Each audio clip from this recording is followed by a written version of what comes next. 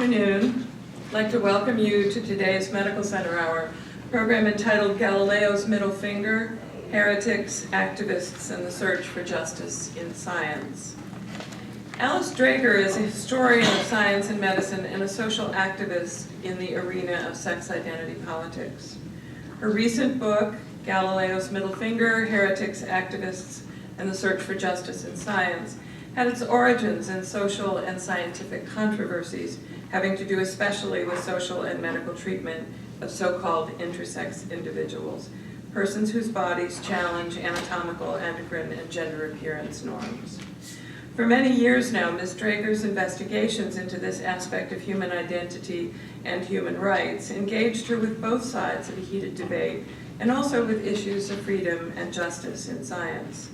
As she says, science and social justice require each other to be healthy, and both are critically important to human freedom. And this statement points to the heart of Alice Dreger's work, her cause, actually.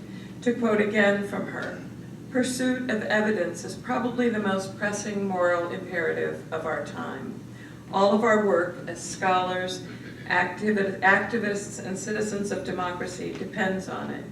Yet it seems that, especially when questions of human identity are concerned, we've built up a system in which scientists and social justice advocates are fighting in ways that poison the soil on which both depend. It's high time we think about this mess we've created, about what we're doing to each other and to democracy itself," end quote. Pursuit of evidence is probably the most pressing moral imperative of our time. A year after founding the University of Virginia, Thomas Jefferson said something about this in a letter to William Roscoe, referring to this university. Quote, "This institution will be based on the illimitable freedom of the human mind, for here we are not afraid to follow truth wherever it may lead, nor to tolerate any error so long as reason is left free to combat it." And this is a quote that probably everyone in this room has heard over and over again. A commitment to truth-seeking drives the historian, but as Ms. Dreger demonstrates, it also drives the scientist, and it underpins the freedoms to be found and actively maintained in academia and in a democracy. But it's also challenged, sometimes at every turn, by cultural, economic, social, and political forces, and by fear, complacency, and reflexive reverence for tradition. This isn't just a matter of history, it's a matter for now. In this Medical Center Hour, the annual Kenneth R. Crispell Memorial Lecture in the History of the Health Sciences, Ms. Dreger addresses these concerns for science, justice, and academic freedom at a time when pursuit of knowledge and change can clash with established interests, traditional worldviews, and entrenched ideologies about social progress. Alice Dreger is an independent scholar who, as just suggested, bridges scholarly inquiry and social activism in areas of science, medicine, and health. She's based in East Lansing, Michigan. You can find a short bio sketch of her in your handout. The Crispell Memorial Lecture in the History of the Health Sciences remembers Dr. Crispell, a professor and dean of medicine and vice president for health sciences here at UVA. This lectureship is part of the Claude Moore Health Sciences Library's History of the Health Sciences lecture series, which takes place throughout the academic year as part of our Medical Center Hour. We very much value our partnership in these programs. Today, the UVA bookstore is here with copies of Alice Dreger's book, Galileo's Middle Finger, available for sale, and she'll also have a little bit of time before she heads to a law school class to sign books after the program. And now please join me in welcoming Alice Dreger.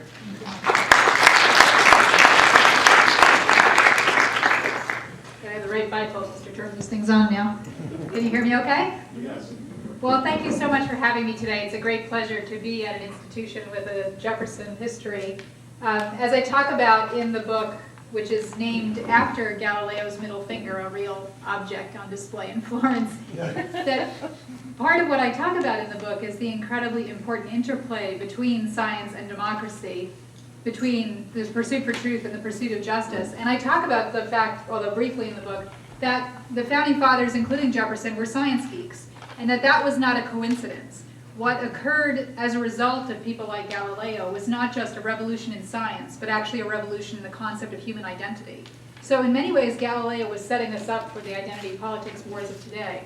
And what I mean when I say that is that when Galileo turned his telescopes to the sky and discovered that, in fact, there was lots of evidence for the Copernican system, and lots of evidence that the church was wrong about various issues of astronomy, what he was doing was not just having a debate about planets and the sun and the movement of the earth. What he was really doing was having a debate about what people can do in the world, who gets to know and who gets to say what is true. And that is why he was so threatening to the church, to the leadership of the Catholic Church, was not because he was challenging their astronomy, he was challenging their authority. What he was doing was setting up a system that the founding fathers in America then picked up. It was a concept that many minds together could figure out what was true, that we didn't need an ultimate authority in a king or a pope or any text, that what we really needed was a vigorous interplay between many minds, looking at the same things, using different tools, trying to figure out what is true, and criticizing each other. So if you look at the way American democracy was set up in the founding documents of America, what you find is that it was set up to be very similar to the way modern science was set up. So it is set up, for example, with peer review. It is set up with a check and balance system of 3 governments. It is set up with a Supreme Court that has 9 members rather than 1. It is set up with jury systems for trying people in terms of criminal prosecutions. And all of that was set up in the same system that modern science was set up, with peer-reviewed journals, scientific societies, and criticism of people's work. And again, that's not a coincidence. These were both 2 elements of the Enlightenment. And what I argue in the book, and what I keep trying to tell people today, is we can't have a situation where academics who are criticized by activists simply write activism off. Because activism is part of what creates a just system that researchers can work within, and gives researchers, frankly, ideas about where to go. But we also can't have a system where activists simply ignore the finding of researchers because what the researchers find are uncomfortable. If we do that, what we end up doing is creating social policy that is untenable, unsustainable, because it's not based in reality. So social justice and science require each other to be healthy. But as I tell the story in the book, and as I'll tell you today, we have a lot of situations where they're not actually cooperating, where in fact people are fighting. And where I think we really have to come down on is a mutual agreement that we're going to look at what is true. That we're not going to say, ultimately, any individual gets to say what is true, but rather that we're going to together pursue figuring out what's real in the world in order to take care of each other. I'll just tell you briefly the story of why it's called Galileo's middle finger, since I always end up getting that question anyway. When Galileo died, he was out of favor with the church. The Inquisition had just tried him. He had been under house arrest. He was under serious suspicion of heresy, and as a consequence, he was justifiably quite frightened, and in a situation where he wasn't really free to do the kind of work that he had done. So when he died, he was considered out of favor, and as a consequence, he was buried in a very plain grave. But by 100 years later, the Enlightenment had progressed, the scientific revolution had progressed, and we started seeing movements towards democracy as we know it today. And so what occurred was the people decided by that point that he was in fact a hero, a sort of scientific saint. And so he had to be moved to an appropriate grave, recognizing his heroism. And so they were moving his body to a fantastically beautiful grave in the Basilica di Santa Croce in Florence, which is this huge, gorgeous tomb with the symbol of Galileo and his telescopes and everything. It's beautiful. And as they were moving him, one of his devotees decided to chop off several of his fingers, essentially as souvenirs, as a tribute to him. This is something that happened a lot during this period of time. Frequently with saints, you would find relics across Italy. But it also happened with famous people. So Napoleon's penis, for example, is owned by somebody. I forget who right now. There have actually been 8 different Napoleon's penises, but researchers have decided which one was real. We don't think Napoleon actually had 8 penises. But body parts of famous people become sort of souvenirs and talismans. So Galileo's middle finger was mounted on an alabaster plinth with a Latin saying about how great he was and put under a dome. And when I was in graduate school, I ended up in Italy and decided to go to the History of Science Museum in Florence in order to see Galileo's telescopes and the wax anatomical the models that were there from the 18th century. And I didn't realize I was going to come upon this mummified finger because nobody had told me about it. And I came upon this disgusting looking thing in a glass jar, and being a historian of anatomy, because my PhD is in history of science and philosophy of science, although by profession I'm really a historian of anatomy and a philosopher of anatomy, I knew it was a body part. I could tell it was a body part. But I took the English language version of the guidebook, and I started reading it, and I just started cracking up. Because knowing the history of Galileo, it struck me as incredibly funny that the last remaining bit of him was a middle finger pointing heavenward, basically saying, I'm right and you're wrong. So I just thought it was perfect. And as I say in the book, after a while I stopped thinking this as funny. And as I started interviewing researchers who had been attacked by identity politic activists and working with identity politic activists who were upset with researchers doing unethical things, what I realized is that this really made a perfect metaphor for what I was dealing with, namely the scientists trying like hell to figure out what is true and being up against enormous socio-political systems that were fighting that ability to research. So that's why the book is called Galileo's Middle Finger. So how did I get into this work? Well, when I went to graduate school at Indiana University in the field of history and philosophy of science, my dissertation director, Fred Churchill, knew that I was interested in gender and science. And so he suggested I look at the history of, as he said, hermaphrodites. And I thought I would look at Darwin's barnacles because the barnacles that Darwin studied were hermaphroditic. And I thought I would look at the history of embryology. But Fred kept saying, no, you have to look at medicine. And I thought, why? This doesn't happen in humans past the embryonic stage. Like, why would I look at medicine? But then I had another advisor, Gene Peterson, say, you've really got to look at medicine. And so finally I went to the index catalog of the Library of the Surgeon General of the United States, which is the precursor, the 19th century precursor to PubMed, or Medline as we know it today. That's the original volumes that became ultimately PubMed. And I opened it up to the section of H and looked up hermaphroditism, and there were hundreds upon hundreds of case studies from the 19th century.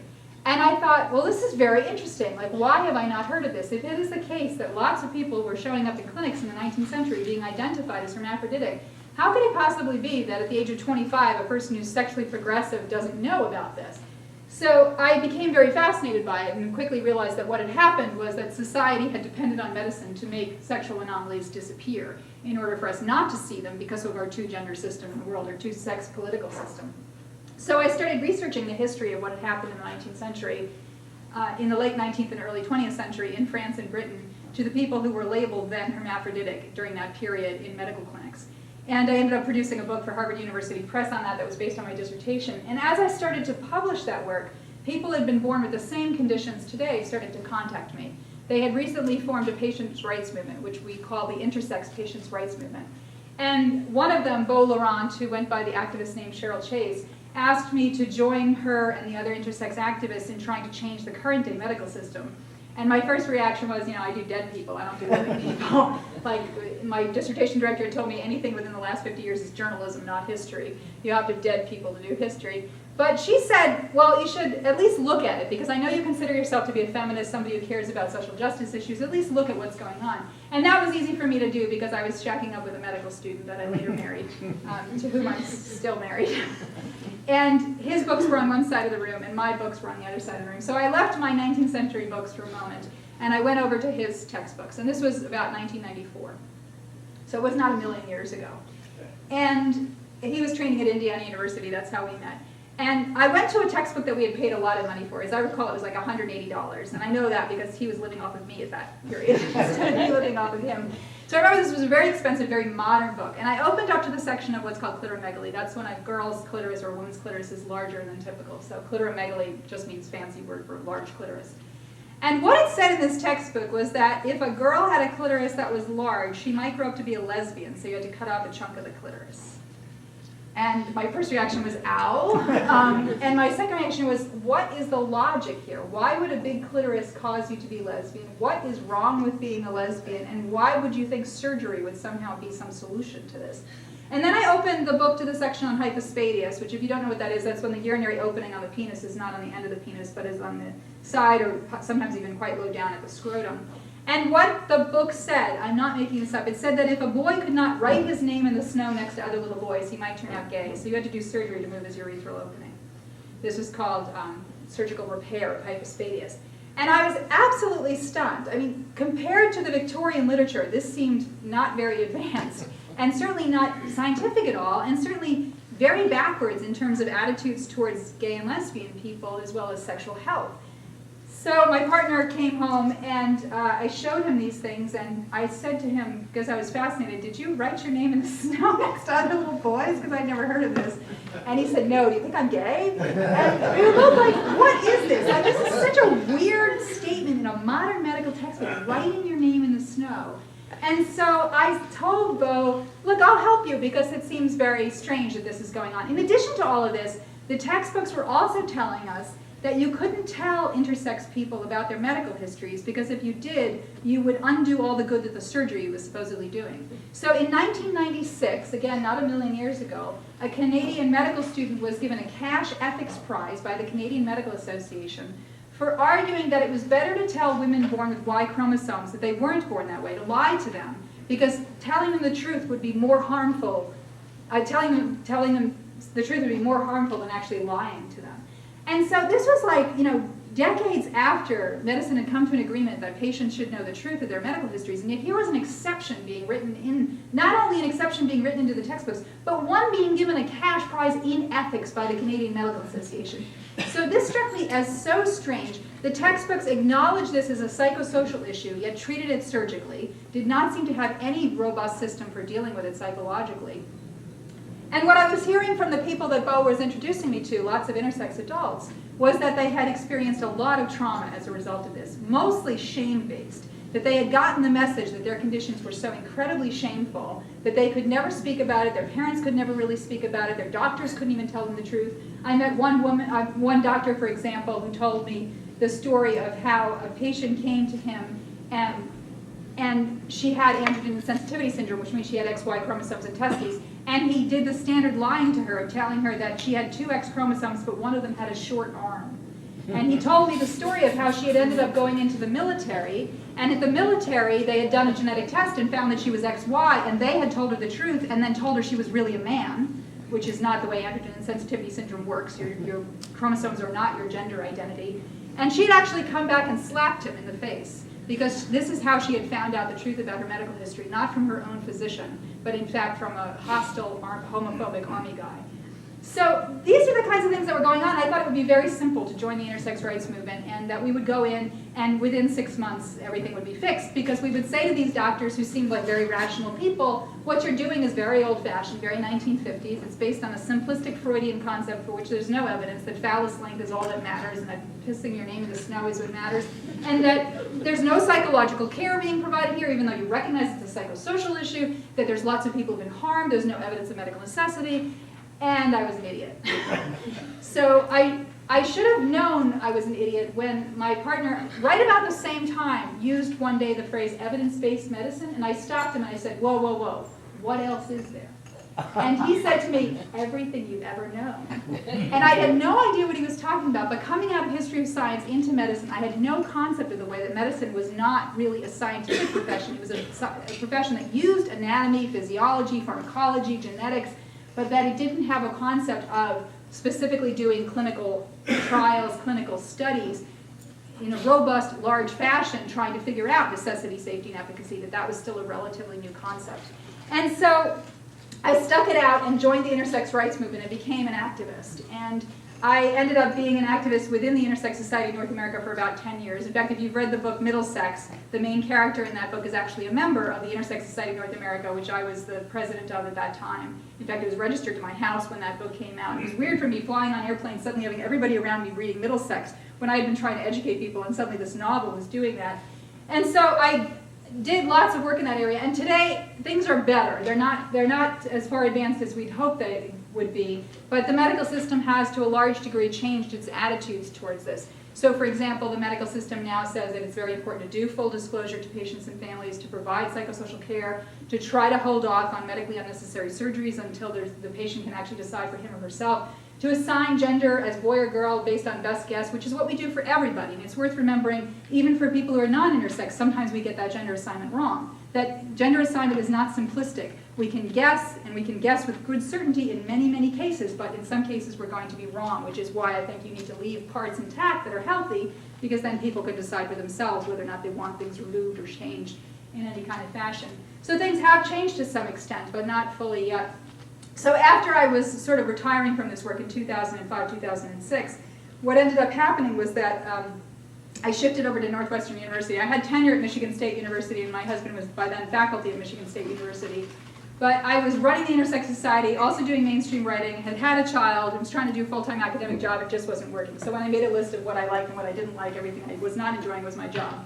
So I gave up tenure, which I know people think is insane, and shifted over to a small part-time position at Northwestern University, which allowed me to do all the research that I wanted to do with none of the committee assignments, and at that time, no teaching, although I did pick up teaching over time, teaching our history of medicine program. So I shifted over doing that, and as part of that, I ended up taking on a project for reasons I'm not going to explain too much in depth today, but basically I took on a project in the history of transgender. And transgender is different from intersex, although they suffer, people who are transgender, people who are intersex suffer from a similar problem, and that is to say the medical system continues to think that it should be the arbiter of identity where sex and gender are concerned. So, and that also is changing, which is fortunate. So basically, what transgender is if you feel that the gender assignment assigned to you at birth is not the one that makes sense for you, it doesn't fit you, and you need to use a different gender assignment in order to basically have a life in which you feel consistent with the identity that other people know you as. And so transgender is about a sensation of who you are, and intersex is about biological difference. Now, some people want to tell me that intersex is therefore more important because it's biology, but as I constantly point out to people, identity is actually where we live in terms of our personal experiences, what we feel, what we love. So I actually think identity is actually more important. But intersex is primarily about having a biological difference from the standard male and standard female as it is defined in the medical system, and that's a strict definition that changes over time. And transgender is an experience of feeling that the gender assignment that was assigned to you is not the right one, and you need to shift it. And so what I ended up studying was a controversy that had occurred at Northwestern University because of a researcher named Michael Bailey. And Bailey is a psychological researcher who had done lots of research in sex research. And in 2003, he published a book called The Man Who Would Be Queen, which was a look at what he called feminine males. And that included gay men and boys who are girlish, as well as people who are drag queens, and also people who transition, becoming from male to female in terms of transgender. And Bailey had used some certainly obnoxious book cover and some obnoxious things in the book, but he was not anti-transition or anti-transgender rights. He actually, as a libertarian, very much supports the idea that people should be able to live the way they feel is their authentic life and be able to get access to interventions as necessary. In fact, he very specifically supports insurance coverage for people who are transgendered so that they can get access to the interventions if they want to have them. But what Bailey had put forth in his book was an idea of transgender that suggested that for male to female transgender individuals, there's an erotic component that's in play. It's not just about gender identity, but it's also about sexual orientation. And I apologize that I don't have time to go into the whole depth of it, but basically what he was saying was something that was very politically incorrect, which is that he was saying that there's an erotic component to the idea of wanting to become a woman. And by that point in history, transgender activists had reasonably tried to desexualize transgender politics, in part because the nastiness that they had experienced over and over again in terms of bashing, in terms of medical rejection, in terms of family members rejecting them, had been caused by a concept that this was some sort of sexually perverted thing. And so they had desexualized and talked about it as primarily, as really fully, a gender identity issue. So the idea that Bailey was putting forward was perceived as being politically dangerous. And what ended up happening was that a small group of transgender activists came after Bailey and accused him of a whole host of ethics breaches. Very serious things, including doing IRB-required research without IRB approval, including having had sex with a transgender research subject when she was his research subject, doing practicing clinical psychology without a license to do so, faking data, very, very serious stuff.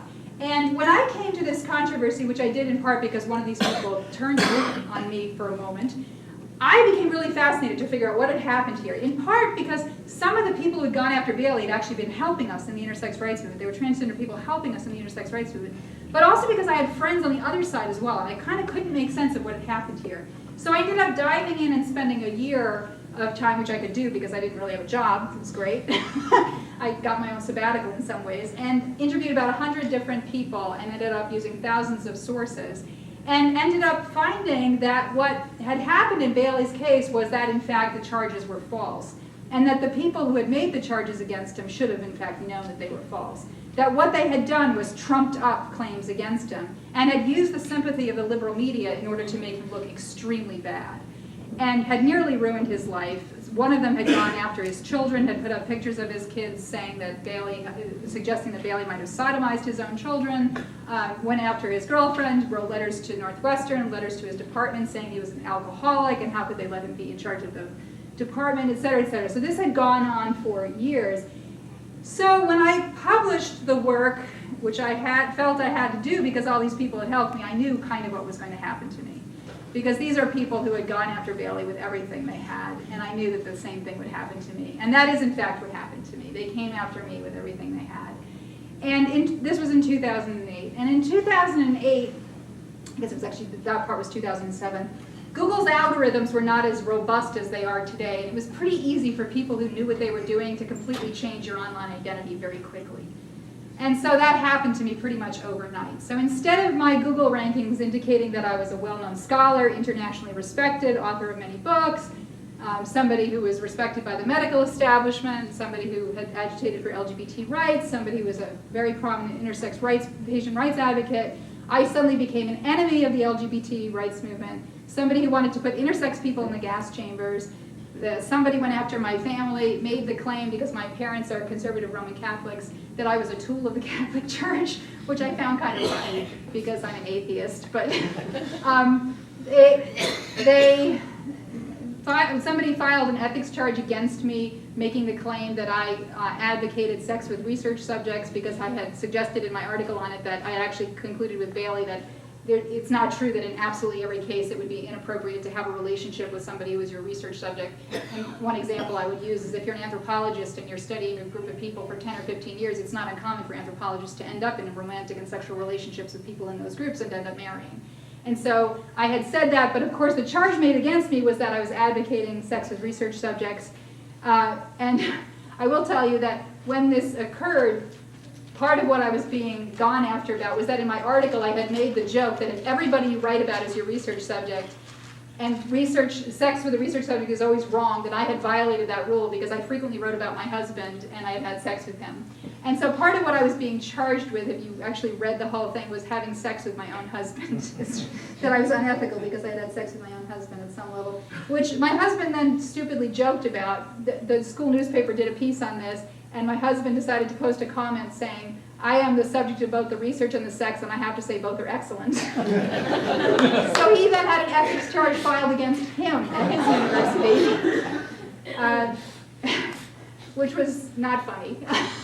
Once the ethics charges started proliferating. I also had a complaint made against me at the American Psychological Association, and as I say in the book, this made no sense to me since I'm a historian, and I felt like suggesting, why don't you just go complain to the Greengrocers of America as well while you're at it? Like, there were so many charges flying in so many different directions. But what happened to me was extremely unpleasant. I was worried about my kid. I was worried about my reputation. I now had a part-time, non-tenured position, which was easy for Northwestern to eliminate if they wanted to do so. And basically, all of my work in intersex rights was being undone. My entire legacy was being undone. And the intersex rights movement was being threatened as a consequence of what I had done in terms of the transgender controversy. So this was an extremely stressful period. I tell people now that what I learned was that people in this position usually take one of two paths. They either drink or they exercise, and my attitude is, why choose? So I now do triathlons, thanks to this book. And I have the occasional drink, I will admit. So I had two choices. One was drop this, disappear, start my life over, and the other one was do what I learned in the intersex rights movement, which was find other people who the same thing had happened to and find out how they had survived it. I learned from intersex people that peer support was the #1 thing that saves your life. And so what I did was I ended up writing a Guggenheim Fellowship application suggesting I would take this experience and interview other people who had been through the same experience. In terms of identity politics activists coming after researchers, not because the researcher had said something wrong or done something unethical, but because what they had said was politically unpopular. And so the Guggenheim Foundation kindly funded the project in 2008 and 9, and I ended up going forward and interviewing lots of people across the country, many of whom turned out to be white, straight, male researchers who I found myself then writing defenses of, because the things that they had been accused of when I did digging turned out not to be true.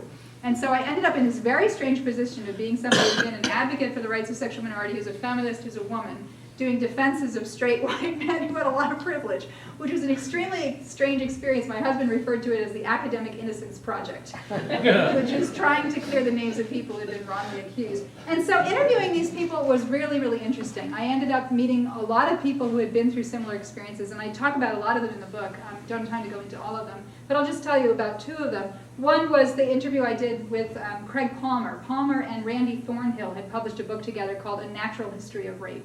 And what they were interested in looking at was the biological bases for sexual coercion in humans and other animals. And when this book hit the shelves, it got fitted in, as method work does, fitted into the standard dialogue of rape. And because Thornhill and Palmer were suggesting there might be some biological component to sexual coercion, they were automatically represented as being apologists for rape, as saying that rapists should not be held responsible because their biology made them do it, that rape victims deserved what they got because obviously they must have attracted the rapist's attention, and this is in fact not what they had said. But of course, when you're in the mainstream media situation and you take on a hot topic, you have to be one or the other. That's what certainly has happened to me over and over again. If you're trying to give a different narrative, it doesn't work. But in fact, as Palmer told me, he's an anthropologist at the University of Missouri in Columbia, as Palmer told me, the reason he took on this work was actually because he cared about rape victims. So what had happened was he was in graduate school in anthropology, and at the time postmodernism was coming in. And there was lots of the attitude of, everybody just has different stories, and everybody's stories are equally valid, and the more marginalized the individual, the more valid their story is, and the less you're allowed to say critiquing it. And he just felt like, that's not science. And I came to graduate school to science, so he dropped out. He became a lobster fisherman in Maine. And while he was a lobster fisherman in Maine, he'd been in school in Arizona, he was a lobster fisherman in Maine, he gets a call from the district attorney back where he had been living in Arizona, asking him questions about a case where a girl had been kidnapped, raped, and murdered. And the district attorney said, we know we have the right guy. And so Palmer was saying, well, why are you bothering to call me? And the district attorney said, we're trying to figure out whether or not there was any pre-existing relationship between this guy who did this and the girl who was the victim. And the reason is because we know that if we go to court, juries are convinced by defense attorneys that rape is about power, not about sex, because that's what the feminists have pushed. That rape is about power relationships, not about sex. It's not about sexual relations, it's really about power. And if we can't show some power relationship between them where he wanted power over her, we can't adequately prosecute some of these cases. And so Palmer was shocked. He said, you're telling me you can't tell a jury that sometimes guys do this for sex and they end up killing a girl because they're covering up a sexual violent act. You can't convince juries of that? And he said, no, in many cases, if we can't convince the jury that in fact the rape was about some sort of power issue, we can't get a conviction. So Palmer was horrified by this and decided that he would go back to graduate school and look at the potential biological bases for rape, or at least look at the sexual components of rape, to try to help people understand that some men rape for sexual gratification. That doesn't mean it's okay, but that is the motivation, is sexual gratification. And so he teamed up with Randy Thornhill, who had been interested in the same issues, and they published this book together. When they published the book, which did have stuff that was challenging in it. For example, they provided data showing that rapists don't randomly pick women off, that they in fact tend disproportionately to pick off women who are conventionally attractive and who are of fertile age. And that was read as saying that the rape victim somehow deserves it because rapists don't equally pick off rape victims. That stuff in the book got portrayed as being an apologist for rape, and so all these people who felt that these were the enemies came after Palmer and Thornhill, never having read the book. They were subject to death threats.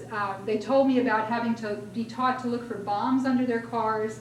There were death threats left on their answering machines at home, which their kids were hearing.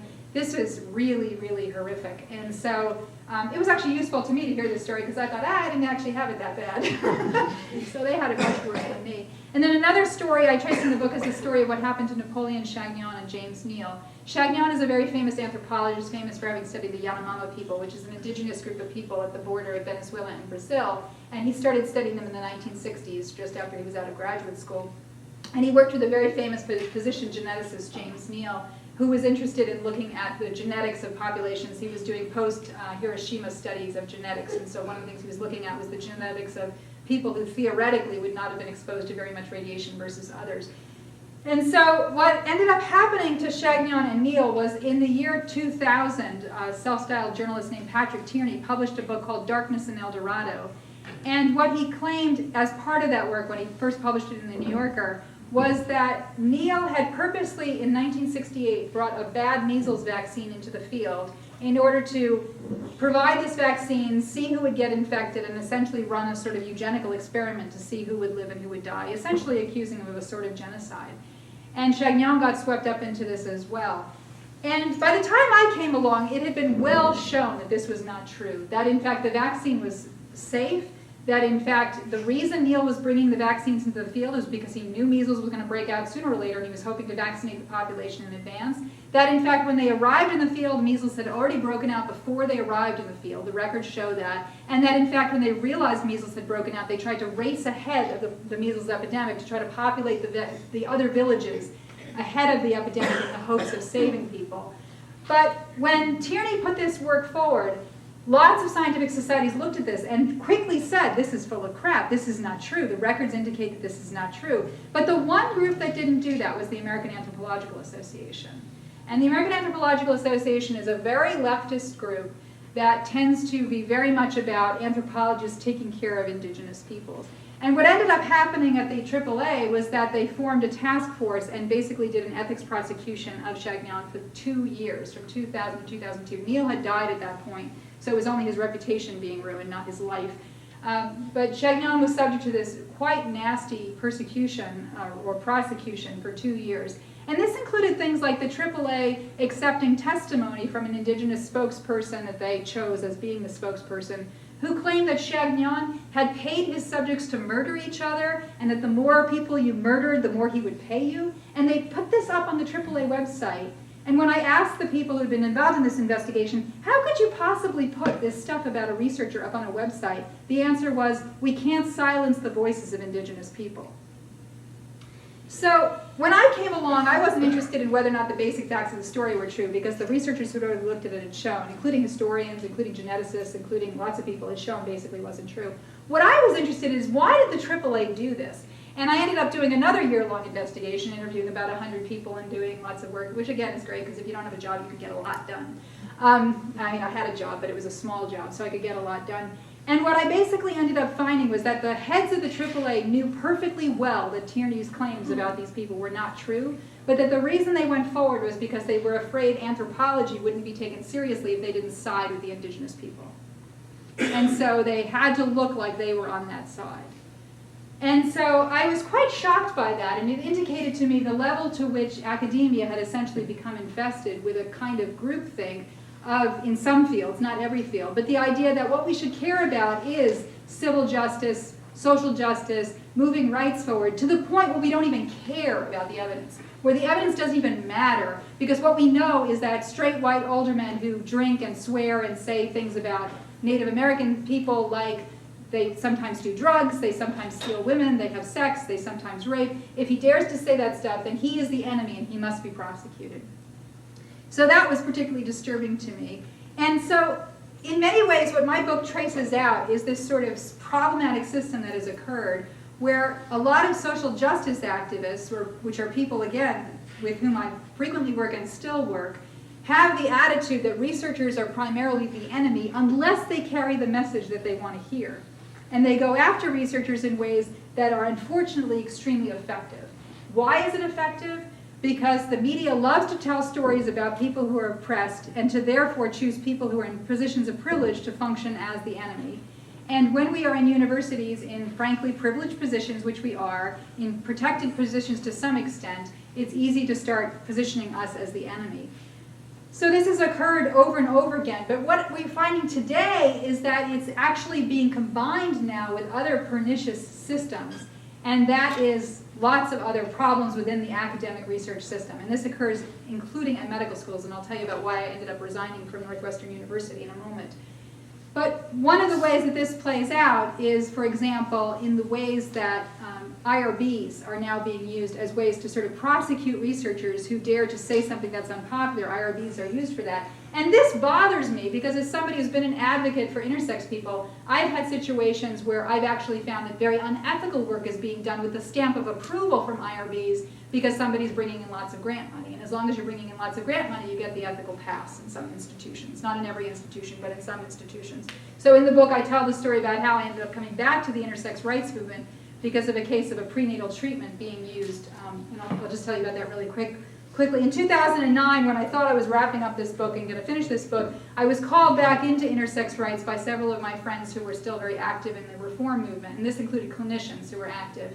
And what they were calling to tell me was that there was a problem going on, an ethical travesty, and they'd done what they could do and nothing was changing. And so they asked me to come help because, as they said, you're good with creative solutions, which basically means I know how to use the media and I know how to write well, and I can try to mobilize systems that otherwise don't get mobilized.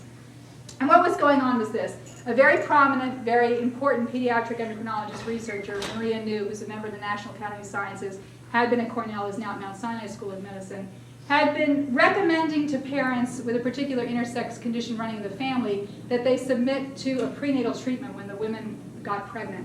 This is congenital adrenal hyperplasia, which, if you remember, or if you know the medicine behind it, means that it's an autosomal recessive disease that runs in families that causes the adrenal glands to essentially be in high gear.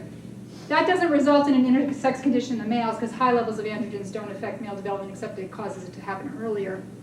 But in the female fetuses, high levels of androgen can cause development of intersex genitals and can also change brain development to some extent, as far as you can tell. So what New was trying to do was something that in theory I don't actually have a problem with. She was trying to go in and say that if you have families where this condition is running and you can catch it in the mothers early enough, you could use what was being recommended, prenatal dexamethasone, so a glucocorticoid, give the mother dexamethasone in an effort to interrupt essentially that hormone path that will go in the direction of intersex, dampen down the androgens and cause the fetus to develop along the female typical pathway. I think all other things being equal, life probably is harder with intersex genitals, mostly because people keep thinking you need surgery. So in theory, I don't have that much of a problem with it because I don't think intersex genitals are any more special than any other kind of genitals. But in practice, what was going on is this. First of all, 7 out of 8 of the fetuses exposed could not benefit. The reason being it's autosomal recessive and it's only an issue in the girls in terms of intersex development. So 7 out of 8 of the fetuses being exposed to a glucocorticoid, known to cross the placental barrier, being used because it changes fetal development. That's why the drug is being used, because we know it crosses the placental barrier and changes fetal development. 7 out of 8 had no chance of benefit. It had to be given so early at that time because there was no way to diagnose CAH early enough before genital differentiation started to happen, that you had to hit 7 out of 8 who could not benefit while you hit the 1 that you tried to benefit. But the real problem was not that. The problem was that New was openly advertising this and pushing it as having been found safe for mother and child, and then taking NIH grant money to find out if it was safe for mother and child, and using the same families retrospectively as the study subjects. So while she was actively bringing in families, claiming this was safe for mother and child, she was simultaneously telling the government, we don't know if this is safe for mother and child, give me money and I'll study these families. And I thought this was a slam dunk. So my recommendation was, I get together a bunch of people in bioethics, we write to the FDA, we say she's illegally promoting an off-label use of a drug that's a Class C pregnancy drug. It probably should be a Class D, given what we now know from animal studies, that has never been shown in animal studies to work for this particular use, that in fact has never been case controlled with a placebo trial, for which we have no long-term prospective studies to show that this is safe, that is known to cross the placental barrier and change fetal development. And I thought the FDA would be as outraged as I was, and I tell the story in the book why the FDA was set up against me, against this project. And then we also contacted the Office for Human Research Protections, which basically decided that there was nothing to see there because she had gotten basically various types, it appeared various types of permission, although I show in the book I did 3 more years of research. That's why the book took a long time to publish, and in fact show that what happened was so ethically disgusting. It absolutely turns your stomach in terms of what happened to these families in terms of their rights. So there is no question that sometimes IRBs need to be used as ways to go after researchers. But what I find increasingly is that when IRBs are employed to go after researchers, they're being gone after for political reasons, not for reasons that are sort of legitimate ethical and scientific concerns. And yet IRBs are being influenced by how much research money a researcher brings in. On top of that, we have a situation now where governmental systems are putting pressure on universities to shut down units they don't like. So we see this, for example, at the University of North Carolina, where a very prestigious law professor, Gene Nichols, has had a center on poverty. And his work studying the effects of poverty, how poverty ends up interrupting the rights of people, The North Carolina legislature, which is Republican, didn't like his work and so ended up actually shutting down his unit by causing a review of programs and deciding that one's not worth it, and shutting down an academic center, taking away its funding and shutting it down essentially because of the idea that this was politically not useful. At the University of Wisconsin now, Scott Walker and the legislature there have decided to eliminate tenure essentially, basically allowing now the trustees, which are appointed by the governor, to decide which programs will exist and which programs will be completely defunded. And that includes taking away the tenure and firing the people who are in those programs. So what we're finding is that kind of pressure. So you've got the pressure on the left coming from the identity politics. You've got the pressure which so far historically is coming politically in terms of governmental power from the right, being able to undermine now university tenure systems. And then in addition to all of this, you have a system which to me strikes me as sort of the most evil of it all, and that is the new branding concept within universities, where what university administrations are increasingly interested in is making sure that everybody makes the university look good and nobody makes the university ever look bad. So we find things at like Northwestern where, for example, Title IX has been used to silence or try to silence Laura Kipnis, who was a critic of the university's sexual harassment policy, a policy that I agree with her was ridiculously draconian in terms of saying that there could never be any relationships between anybody in a teaching or coaching capacity and any undergraduate student, even if they had nothing to do with each other and were the same age. They were never allowed to have any romantic or sexual relationship. She made fun of this in the Chronicle of Higher Education. And some students decided to file a Title IX complaint against her, saying that this was causing a hostile environment for them. And Northwestern used that to go after Kipnis for several months, hiring outside lawyers and essentially prosecuting her, ultimately bowing and saying there was no case against her, but basically terrifying the heck out of her and lots of people in terms of criticism of the administration. And then what happened to me at Northwestern, which was ultimately led to my resignation in August, we had a program in our medical humanities and bioethics program. We had a journal that we put out called Atrium, and it's kind of, I called it the Topist Journal because it was short essays about a particular topic. Every issue was dedicated to a topic. So we did power, the liminal, graphic. The issue I was given to edit in 2013 was the issue called Bad Girls.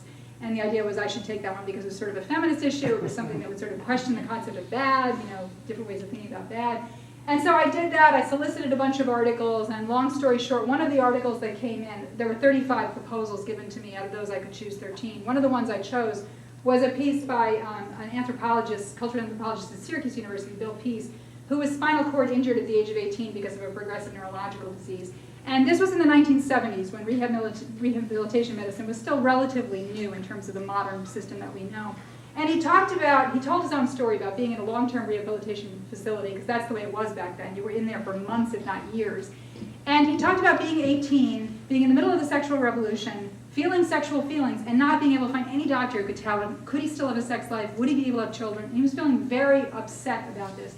So he tells the story of how occasionally in this long-term rehabilitation facilities, real friendships and sometimes romantic relationships ended up developing between some of the nurses and some of the patients. And he tells the story of how one night he thought he had bladder control, finally under control. He lost it, he pissed himself in the bed, he hits the call button, he's crying, he's upset, and he ends up sort of indicating to the nurse that he's really worried about his sexuality. He's friends with this nurse, and she ended up giving him oral sex to reassure him, in a consensual fashion to reassure him. Bill says in this article he's not advocating that this happen. He sees this as the Wild West period of rehabilitation medicine, but he uses it to raise the question, does anybody today really deal with the really deep issues adequately that people with new disabilities are facing in terms of their sexuality? I thought this was a really interesting piece in terms of the history of medicine. I've since heard from lots of men who tell me that they had the same experience in long-term facilities at the time. Again, sexual revolution, a time when a lot of people were doing a lot of different things, and also a very different time in medicine. Today we would not condone this because we consider it an inappropriate relationship, and Bill acknowledges that. But my dean one night happened to read this piece. Dean Eric Nielsen, he was relatively new to just a couple of years into the Northwestern system at that time. And just before this, about a year before this, Northwestern had entered into agreement in which they basically sold the medical faculty practice to the hospital corporation. And as part of that, they ceded a lot of the control to the hospital corporation. You could feel it right away, the way everything started changing all of a sudden. And one of the ways that this resulted, and I didn't realize this, there was a branding agreement made between the hospital and the medical school in which the medical school was supposed to constantly worry about whether or not we faculty might be tainting the brand. And so the dean decided that this article might threatened the brand of Northwestern's hospital, and so he censored it. He pulled it off the web. This was already published. It had gone out in paper in 3,000 copies, but he decided to pull it off the web. And I was told, shut up, don't be loud like you always are, we'll try to fix this internally. And I wanted to fix it internally too, because I thought it was so stupid and ridiculous. And also because I had a book coming out on academic freedom, and I didn't really want to call it my own university. And so we tried and tried and tried. And actually my colleague, Christy Kirshner, who's a physician who is a rehabilitation medicine physician and also does disability studies, ended up resigning before me over this. She had had a piece in the same issue that was about women with disability and the way their sexuality is censored. And the irony is, right, Bill's article was about how the sexuality of people with disability is censored and what happened when my dean decided to censor that. And so Christy ended up resigning, and finally Bill and I said, you know, we can't stay silent on this. And so we told them we were going public with it, and they said, oh, okay, then put it back. Don't get upset with us. So we decided to go public anyway and tell people what had happened. And then I tried to get Northwestern to agree that this should not happen to me again, and that they should apologize for it and not censor the faculty's research work, which, by the way, had gone through essentially a form of peer review because the faculty worked together on this journal. But they wouldn't do it, so in August I ended up resigning, mostly because I couldn't work in a position where my colleagues were so afraid that work I was doing might further worry the dean and still do the work that I cared about. It was simply untenable for me because I loved my colleagues and I loved my work, so I couldn't do both, so I ended up resigning. So basically, what we're seeing over and over again is a dangerous situation now, where folks on the left who feel that they need to assert what it is true in terms of identity are managing to shut down teachers, shut down researchers, shut down all sorts of systems of free speech. We now have universities that have free speech zones, which means you're allowed to speak what you want there, but not anywhere else, which I think is kind of a contradiction, right? Free speech is not zoned. And then you have pressures economically coming from corporations, plus pressures now from the right politically. And what you have is a situation where it's getting increasingly dangerous to be a researcher touching anything that might tick somebody off. This is not good. We cannot get good medicine, we cannot get good science, and as a consequence, we cannot develop good medical policy, social policy. We can't take care of people in a system where researchers are not free to do things that might tick somebody off. So what I want to say to you today is be very aware of the ways that the truth for justice and the search for justice and the search for truth are intimately dependent on each other, but they're not functioning together. They're in fact increasingly being used to be pitted against each other, and that leaves us in a really dangerous situation. That's the situation Galileo found himself in, where he could not pursue the truth because there was not a just system. And we have to have a system where you can pursue the truth, because it's that kind of pursuit that leads to a greater justice system, that leads to sustainable justice, that leads to good medical care, that leads to good criminal justice systems, that leads to improved society. Thank you.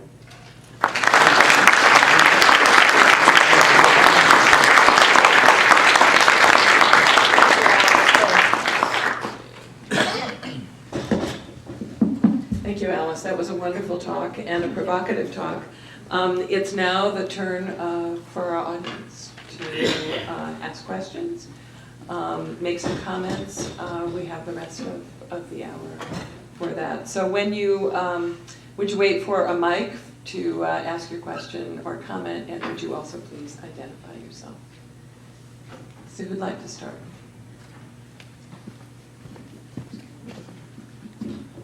Thank you. It's a very interesting talk. I was wondering, how would you respond to some people who would argue that the role of scientists actually should be to push a certain agenda and not just to follow evidence?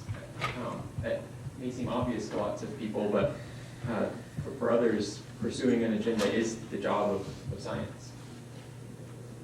I don't think that pursuing a political agenda can actually be the way that you do scholarship. And when I started off my work, I guess I thought that you could do that, right? I came to looking at the history of intersex specifically because I was interested in a feminist and gay rights agenda. But at the end of the day, and the book really is about this intellectual journey where I end up in this place, I really do think that if you're going to think of yourself as a scholar, at the end of the day, the only thing you can have allegiance to is the idea that evidence matters. And sometimes that evidence is going to make you incredibly uncomfortable, and you're going to have to change your mind. So I always tell people that one of the most useful things that ever happened to me was a graduate professor who, when I was stuck in a mindset that I didn't want to give up for political reasons, said to me, if you haven't changed your mind lately, how do you know it's working? And that's one of the things I think we as scholars have to think about is if we never change our minds, then that should tip us off that in fact what might be going on for us is we're set in an ideological concept where we're not really open to the evidence. Science works when it tells us stuff we don't want to hear. It also works when it tells us stuff we do want to hear if we're doing it well. But the way we know science is working is because sometimes it makes us really uncomfortable. And I no longer have a lot of tolerance for people, even in the humanities, who don't believe in evidence and data. I'm kind of on the far end in that way in the humanities in some ways, but historians have always been more data-driven than other people in the humanities. I did stop short of suggesting we have a purge in academia for anybody who doesn't know that. Stop short. All I can say is wow about your talk. Whew.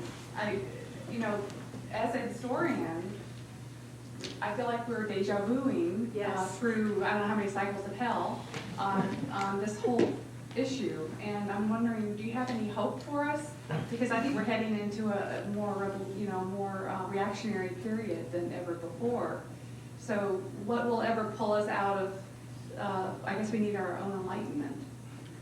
I had a lot of hope for us until the Donald Trump phenomenon, to be honest. I'm not kidding. I mean, I really thought like we were getting somewhere. Obama really felt like a different kind of president. And I talk in the book about the way that the Obama moment about taking back sort of rationality and clarity and science, that really felt like a shift. But it now feels like we've kind of lost that in some ways. And it does feel like a cycle. So my book was recently named a finalist for the Lambda Literary Prize, which is a great honor for me, and I was really excited. And in the book, I tell the story about what happened with Bailey's book, the transgender controversy with the Lambda Literary Prize, which is his book was made a finalist. And then those same transgender activists who had come after him went after the Lambda Literary Foundation and caused them to withdraw his finalist status under political pressure. Well, yesterday, those same people successfully went after Lambda Literary, and Lambda Literary sent me a note saying your book's no longer a finalist. We think you're not in keeping with our mission. And it broke my heart, because not only because I was honored by that award, and it hurt, also because I felt like, my God, are you kidding me? 10 years later, we're still doing this? We're still ignoring the diversity of voices within the LGBT population. We're still ignoring the idea that sometimes subjects, so I'm not sure. I mean, partly I'm on a book tour and I'm tired. So I know that I'm more negative when I'm tired. But at the same time, I do feel like we have to pull out of this, that we've got to do something at the K through 12 level to start helping students understand knowledge and inquiry and epistemology, but that we also have to do that within medical schools, we have to do that within graduate schools, and then we have to do that within things like patient-doctor encounters, really teaching people to think about uncertainty, knowledge, evidence, the pursuit of evidence, what's the difference between a randomized control trial and something that's a cohort study, trying to educate people about what knowledge looks like and uncertainty, what uncertainty looks like. And then maybe we won't have the Donald Trump moment. And it's not that I'm not against Trump because of his politics, although I don't agree with his politics. I'm against him because he's so proud of being so stupid. And that really bothers me. I really want my 16-year-old to go up against Donald Trump in a foreign policy debate. I want to kick his ass, which is sad, right? That a 16-year-old could beat a leading presidential candidate in a foreign policy debate. I'm Danny Becker from the center, and I'm also a physician. And I grew up in Miami where we didn't have snow. To what extent do you think the media plays into sort of the mindlessness of these discussions where people sort of read what's on their cell phones, in a very small place, and it lends itself to kind of immediate opinions and. Absolutely. And 20 years ago, when I started doing work in intersex stuff and started doing media work, there was a very vigorous investigative journalistic press in this country. The reason was the internet had not yet taken over. And as a consequence, if I wanted somebody who was an investigative journalist to look into something, I just had to contact them, give them the starters, and then they did the work. And it was great. They did hard-hitting work. They did good investigation. Today, when I try to contact an investigative journalist, there's almost none left in the field. And the ones that do exist at nonprofit organizations, because what's happened is the internet has caused people to believe they should get their news for free. And when you want to get your news for free, the way you get your news for free is through advertising. And the way that advertising works is the more you can get people to look at the ads by coming to your site because of clickbait, the more likely they are to show up and look at the ads and purchase the ads. And as a consequence, you've had this total skewing away from investigative journalism. When Watergate happened, right, and Woodward and Bernstein did their incredibly important work on Watergate. What happened was if you got the scoop, the latest scoop on the Watergate story, the paper came out and people literally paid that newspaper to read it. They paid 50 cents or 25 cents for the New York Times, the Washington Post, or whichever paper they were reading. So there was a direct feedback economically from the investigative journalist work back into the newspaper. That funded investigative journalism. Today, if somebody comes out with an important investigative journalist piece, within a couple of hours, it's picked up by every other outlet, and they don't even credit the original reporters. They just report it as a fact. And as a consequence, there is no economic system for rewarding investigative journalists. We have totally gutted it. And that's a disaster for democracy. What you find today is in the media, almost everything is commentary with very little actual content of news. The story comes out, but then everything is commentary. And people want to read the commentary. They don't even want to read the news.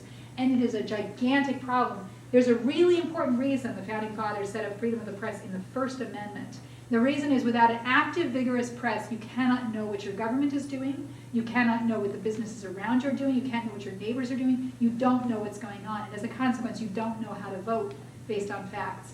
And what we have today is a system where basically we have a system that has rewarded the idea that politics is entertainment, that the more outrageous you are, the more fun it is to vote for you because you are more outrageous, where there's no content base to politics, and that's what gets rewarded, and that's how we get into the system we have today. So I see the problem that we have today in the political system as being fundamentally about what the internet has done to the investigative journalist press. How do we fix that? I don't know. What's happening is nonprofit foundations are sprouting up to try to make up for that. I actually started a newspaper in my own town because we had the same problem. We lack a newspaper that actually reports facts.